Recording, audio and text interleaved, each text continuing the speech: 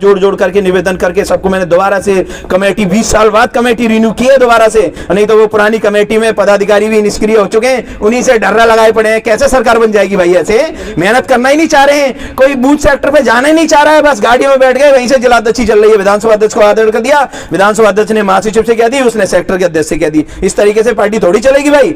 हम कहते हैं 2022 में सरकार बनाएंगे, बातों से सरकार थोड़ी बनेगी। सरकार के लिए रातों दिन मेहनत करनी पड़ेगी, मेहनत करनी पड़ेगी। हम लोग पूछिए, हम सुबह निकलते हैं और रात को क्या बजे अपने घर पर पहुंचते हैं। हमने ना अपना परिवार देख रहे, ना कुछ, अपना बिजनेस भी अपने छोटे भाई को दे दिया, तू संभाल भाई। हम तो मानवर साहब की तरह मिशन के लिए समर्पित हैं। साथियों, मैं फिर पुनः आपसे कहता हूं कि कहीं भी बहुजन समाज पार्टी के छोटे बड़े किसी भी कार्यकर्ता का सर कहीं भी जनपद में झुकेगा नहीं, और जो भी युवा आगे बढ़ना चाहते हैं मैं पूरी तरह से उनको आगे बढ़ाने के लिए तैयार हूं। हमें किसी दूसरे फ्रंट की जरूरत नहीं है साथियों। हमारे पास मानवर साहब हमें फ्रंट बना के देखे हुए हैं। हमारे बहुजन मीडिया ही आपकी मीडिया है। इसे मजबूत बनाने के लिए एक कदम बढ़ाएं, एक कदम भीम मिशन की ओर को सब्सक्राइब करने के बाद बेल आइकन अवश्य दबाएं। DS4 बामसेफ और बहुजन समाज पार्टी के संस्थापक 21वीं सदी के महानायक मानवर कांसीराम साहब के चरणों में नमन करते हुए बहुजन समाज पार्टी की राष्ट्रीय अध्यक्षा, उत्तर प्रदेश की पूर्व की 4 बार की मुख्यमंत्री रहीं परम आदरणीय बहन कुमारी मायावती जी को अपना आदर्श व नेता स्वीकार करते हुए आज के इस स्वागत समारोह कार्यक्रम के मेरे साथ मंच पर उपस्थित हमारी पार्टी के अलीगढ़ मंडल के सेक्टर प्रभारी बाबूजी उमेश चौधरी जी और हमारी पार्टी के बहुत ही जिम्मेदार, बहुत ही सीनियर साथी जिन्होंने बामसेफ में लंबे समय से काम किया है। मैं बाबूजी से परिचित नहीं था, मैं माफ़ी चाहूँगा। मैं बाबूजी के सम्मान में अगर मुझसे कुछ गलती हुई है तो मैं बाबूजी से क्षमा प्रार्थी हूँ। बाबूजी मेरे जो बराबर में बैठे हैं, मैं बाबूजी का नाम तो नहीं जानता, बाबूजी नगला उम्मेद के रहने वाले हैं, मुझे अभी अभी बताया गया। बाबूजी हमारे बहुत ही सीनियर साथी हैं, राम प्रसाद जी बाबूजी से हमें बहुत प्रेरणा मिलती रहेगी आगे भी। और पूर्व में पार्टी के जिले के उपाध्यक्ष रहे बड़े भाई और हमारे गुरुजी जो समय समय पे हमें मार्गदर्शन देते हैं, हमें समाज में किस तरीके से अपनी बात रखनी है और किस तरीके से हमें पार्टी को मजबूत करना है, इसमें मुझे समय समय पे मोबाइल के द्वारा और घर पे बुला के अच्छी शिक्षा देने वाले, समझाने वाले, जैसे गुरुजी ने हमें पहले स्कूल में समझाया था, उससे भी ज़्यादा पार्टी के बारे में हमें किस तरीके से आगे बढ़ना है, और हमसे भी ज़्यादा चिंता रखने वाले कि बहुजन समाज पार्टी की सरकार 2022 में कैसे बने, इसमें मेरा बहुत ही साथ व योगदान, मेरे साथ उनका बहुत बड़ा योगदान है। आदरणीय हमारी पार्टी के पूर्व में जिले के उपाध्यक्ष रहे रणवीर सिंह सेंगर जी और हमारी पार्टी के बहुत ही जिम्मेदार साथी जो हर समय बहुजन समाज पार्टी के लिए, उनकी दिल की धड़कन जो है वो बहुजन समाज पार्टी के लिए ही धड़कती है और वो समाज के लिए बहुत कुछ करना चाहते हैं। लेकिन हमारे पार्टी के कुछ जिम्मेदार नेताओं ने जिन लोगों के हाथों में कमर रही है, वो नहीं चाहते कि युवाओं को बहन जी आगे बढ़ाएं, वो युवाओं को खत्म कर देना चाहते हैं। वो चाहते हैं कि हम ही नेता रहें, कोई नई फसल तैयार न हो। अगर ऐसा मान्यवर साहब सोचते तो आज वो लोग भी नेता नहीं बन पाते जो आज हम लोगों को नेता बनने से रोकना चाहते हैं। ऐसी कड़ी में हमारे आज के कार्यक्रम का संचालन कर रहे बहुत ही सीनियर, सुयोग्य, हमारे बहुत ही ओजस्वी वक्ता हमारे भाई बंटी भैया जी हमारे साथ बैठे हैं। सभा के अध्यक्ष जैसे हैं, मुझे नहीं लगता पूरे उत्तर प्रदेश में हमारी पार्टी के ऐसे विधानसभा अध्यक्ष होंगे। बहुत ही मेहनती मेरे विधानसभा के अध्यक्ष हैं तीनों, मैं उनको बारंबार नमन करता हूं, प्रणाम करता हूं। सम्मानित साथियों, सामने बैठे मेरे सभी साथियों से मैं बता देना चाहता हूं, मैं सभी साथियों को वैसे तो जानता हूं लेकिन नाम में ज़्यादा न लेना चाहता और मैं 2-4 शब्दों में ही अपनी बात को यहाँ ख़त्म करना चाहूँगा। साथियों, आप सबके सहयोग से 8 दिसंबर को माननीय बहन कुमारी मायावती जी ने मुझे 8 दिसंबर 2019 को मुझे लखनऊ बुला करके जिलाध्यक्ष बनाया और मुझे मीटिंग में जैसे ही मेरी उपस्थिति हुई तो लोग मुझे बधाइयां देने लगे, तो मैं चक्कर में पड़ गया कि आखिरकार ये क्या हुआ है। तो लोग कह रहे कि आपको जनपद हाथरस का जिलाध्यक्ष बना दिया गया है और 3 बजे आपको माननीय बहन जी से मिलना है।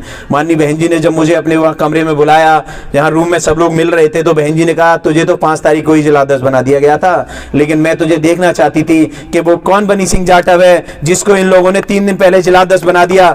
तो माननीय बहन जी ने मुझसे कहा कि मैं तो तुझे सिर्फ देखना चाहती थी, चल ठीक है, मैं आज से जनपद हाथरस की कमान तेरे हाथ में देती हूँ और तेरा पूरा समय पार्टी के लिए और युवाओं में जाना चाहिए। तू युवा है, युवाओं को जोड़ के रखना। तो मैं सभी साथियों से कह देना चाहता हूं कि मेरे अंदर कोई ऐसी घृणा नहीं है कि युवा आगे न बढ़ के आए। मैं ये चाहता हूं कि नई पौध तैयार होनी चाहिए। अगर मुझसे भी अच्छा कोई युवा काम करने वाला जनपद हाथरस में हो तो मैं उसे भरोसा व विश्वास दिलाना चाहता हूं कि मैं माननीय बहन जी से खुद जा करके उसके लिए सिफारिश कर सकता हूं कि माननीय बहन जी ने मेरी जगह पे आप जिलाध्यक्ष बना दीजिए। बशर्ते काम करने का जज्बा आप लोगों के अंदर होना चाहिए साथियों।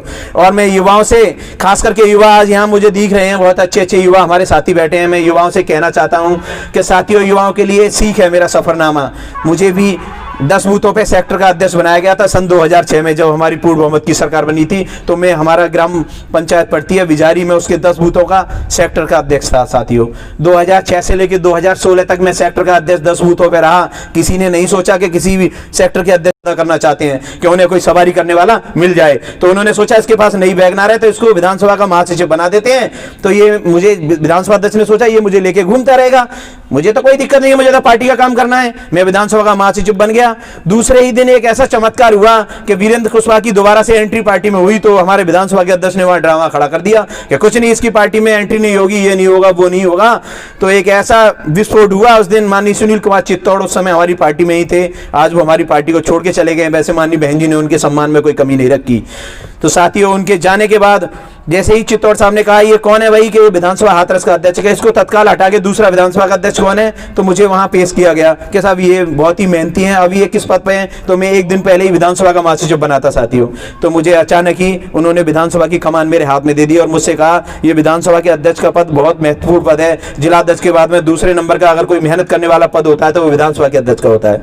सम्मानित साथियों, गेंदालाल चौधरी को 58,500 वोट मिले थे, वो दूसरी बार विधायक बने थे। हम लोग 62,500 वोट लेकर भी बृजमोहन राय जिता नहीं पाए, क्योंकि भारतीय जनता पार्टी की वो आंधी थी, न जाने क्या हो गया कि एक तरफा वोट पड़ गया। हम 62,500 लेकर भी चुनाव हार गए साथियों। उसके बाद में मुझे जिले का महासचिव बनाया गया और फिर आप सब लोगों के सहयोग से 6 दिसंबर का वो दिन था जो अभी 2 दिन पहले निकल के गया है। अलीगढ़ में कार्यक्रम था, मेरे पास सीधा माननीय मेवालाल गौतम जी का फोन आया कि बनी सिंह जी, आपको माननीय बहन जी ने 8 तारीख को लखनऊ बुलाया है, आपको लखनऊ आना है। मैं लखनऊ गया साथियों। मुझे 8 दिसंबर को 2019 को जिलाध्यक्ष बनाया और आप सबके आशीर्वाद से, आप सबके सहयोग व स्नेह व प्यार से मैंने 1 वर्ष पूर्ण किया है। मैं आज सभी साथियों से फिर दोबारा कह देना चाहता हूं कि मैं बहुजन समाज पार्टी का जनपद हाथरस में बिल्कुल सर नीचा नहीं होने दूंगा।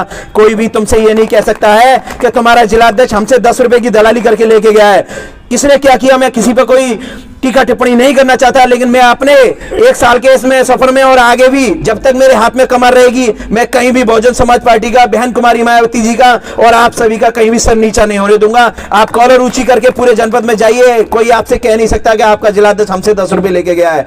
मैं जो भी अपने बिजनेस से कमाता हूं, मानवर साहब ने कहा था कि अपनी कमाई का पढ़े लिखे लोग और ये नौकरी वाले लोग हमें 5% दे दें, मैं 10% देने का मादा रखता हूं। मैं 20% खर्च कर सकता हूं अपने इस मिशन के लिए। मेरी एक खून की बूंद न्यौछावर है इस मिशन के लिए, मानवर साहब हमें देके गए हैं।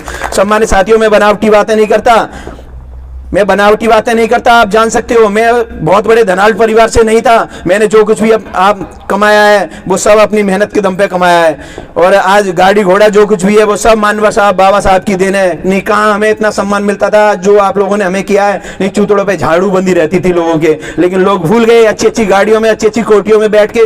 आजकल तो उन लोगों ने इतना समाज का शोषण करा दिया है पूरे जनपद में। जब मैं समाज में बीच जाता हूं तो लोग मुझे, उन लोगों को गालियां देकर के बात करते हैं कि हमें नहीं पता अधिकारी बनना इस पार्टी का। लेकिन मैंने उनसे भी हाथ जोड़ जोड़ करके निवेदन करके सबको मैंने दोबारा से कमेटी, 20 साल बाद कमेटी रिन्यू की है दोबारा से। नहीं तो वो पुरानी कमेटी में पदाधिकारी भी निष्क्रिय हो चुके हैं, उन्हीं से डर्रा लगाए पड़े हैं। कैसे सरकार बन जाएगी भाई? ऐसे मेहनत करना ही नहीं चाह रहे हैं, कोई बूथ सेक्टर पे जाना ही नहीं चाह रहा है, बस गाड़ियों में बैठ गए, वहीं से जिलाध्यक्ष चल रही है। विधानसभा अध्यक्ष को आदेश कर दिया, विधानसभा अध्यक्ष ने महासचिव से कह दी, उसने सेक्टर के अध्यक्ष से कह दी। इस तरीके से पार्टी थोड़ी चलेगी भाई। हम कहते हैं 2022 में सरकार बनाएंगे, बातों से सरकार थोड़ी बनेगी। सरकार के लिए रातों दिन मेहनत करनी पड़ेगी, मेहनत करनी पड़ेगी। हम लोग पूछिए, हम सुबह निकलते हैं और रात को क्या बजे अपने घर पर पहुंचते हैं। हमने ना अपना परिवार देख रहे, ना कुछ, अपना बिजनेस भी अपने छोटे भाई को दे दिया, तू संभाल भाई। हम तो मानवर साहब की तरह मिशन के लिए समर्पित हैं। तो इसलिए सभी साथियों से मैं इन्हीं बातों के साथ अपनी वाणी को यही विराम देना चाहूंगा। साथियों, मैं फिर पुनः आपसे कहता हूं कि कहीं भी बहुजन समाज पार्टी के छोटे बड़े किसी भी कार्यकर्ता का सर कहीं भी जनपद में झुकेगा नहीं, और जो भी युवा आगे बढ़ना चाहते हैं, मैं पूरी तरह से उनको आगे बढ़ाने के लिए तैयार हूं। हमें किसी दूसरे फ्रंट की जरूरत नहीं है साथियों। हमारे पास मानवर साहब हमें फ्रंट बना के देखे हुए हैं। हमारे पास बहुत अच्छा मंच है, जो देश के अंदर हम तीसरे नंबर की राष्ट्रीय पार्टी में हमारी गिनती आती है। हम लोगों को किसी मंच की जरूरत नहीं है। इसलिए मैं सभी साथियों से आग्रह निवेदन करता हूं, खास करके युवाओं से, कि वो पूरी तरह से बहुजन समाज पार्टी को अपना घर समझ करके और मेरे साथ आए, कंधे से कंधा मिला करके मैं उन्हें पूरा सम्मान देने का काम करूंगा। इन्हीं बातों के साथ मैं अपनी वाणी को यहीं विराम देता हूं। जय भीम, जय भारत।